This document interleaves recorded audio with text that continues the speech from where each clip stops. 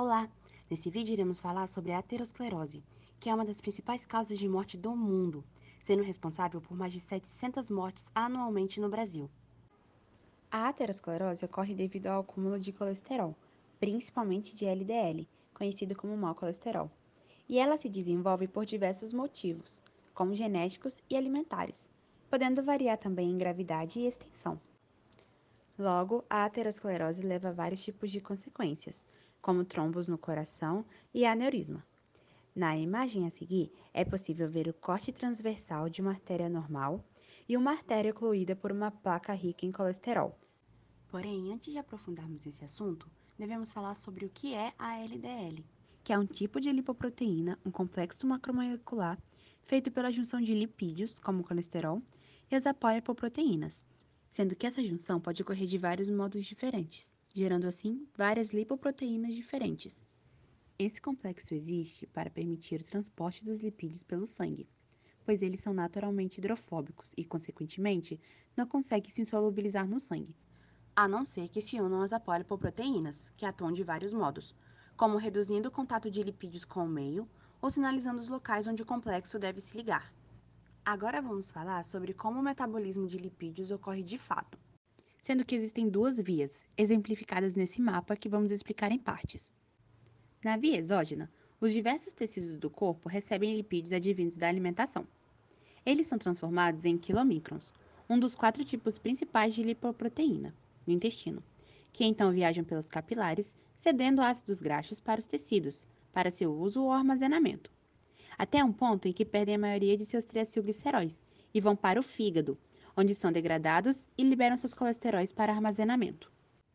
Já na via endógena, os tecidos do corpo recebem lipídios advindos do fígado, sendo que eles são transformados em VLDL, a lipoproteína de densidade muito baixa, Outra lipoproteína, que leva ácidos graxos ao tecido adiposo e aos músculos. sendo que após esse processo se transforma em LDL, a lipoproteína de densidade baixa, que cai na circulação e transporta seu colesterol a tecidos que o necessitam.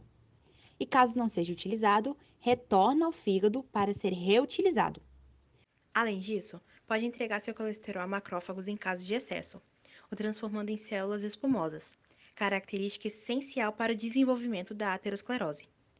Além disso, ocorre também o transporte reverso de colesterol, que funciona devido à HDL, a lipoproteína de alta densidade, que capta colesterol de células extrahepáticas, como por exemplo as células espumosas, e as leva para o fígado, para serem removidas por excreção ou convertidas em sais biliares. Levando isso em consideração, agora devemos entender a aterosclerose de fato, que é um processo que ocorre com excesso de LDL no sangue, devido a uma quantidade de colesterol que excede a necessária para a síntese de membranas, sais biliares e esteróis, sendo então capturado por macrófagos, oxidado e transformado em células espumosas.